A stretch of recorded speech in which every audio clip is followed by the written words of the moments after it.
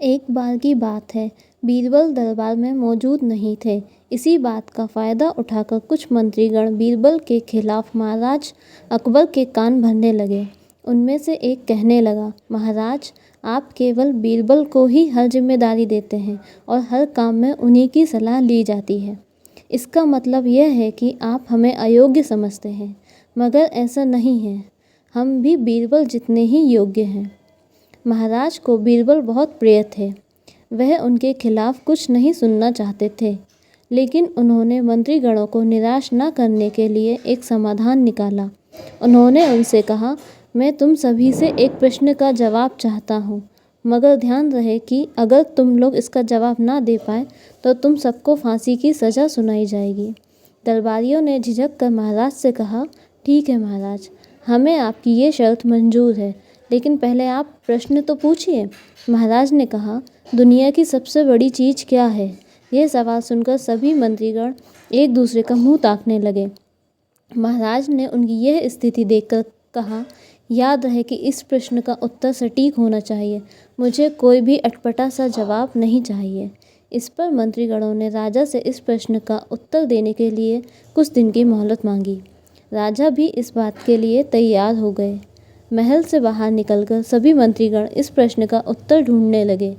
पहले ने कहा कि ये दुनिया का सबसे बड़ी चीज़ भगवान है, तो दूसरा कहने लगा कि दुनिया की सबसे बड़ी चीज़ भूख है।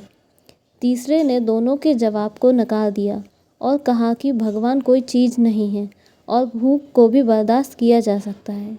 इसलिए राजा के प्रश्न का उत्तर इन दोनों में से कोई नहीं है। धीरे धीरे समय बीतता गया और मोहलत में लिए गए सभी दिन भी गुजर गए। फिर भी राजा द्वारा पूछे गए प्रश्न का जवाब न मिलने पर सभी मंत्रीगणों को अपनी जान की फिक्र सताने लगी।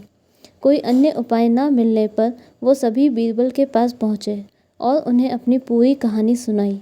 बीरबल पहले से ही इस बात से परिचित थे। उन्होंने उनसे कहा, मैं तुम्हारी जान बचा सकता हूँ, लेकिन तुम्हें वही करना होगा जैसा मैं कहूँ। सभी बीरबल की बात पर राजी हो गए।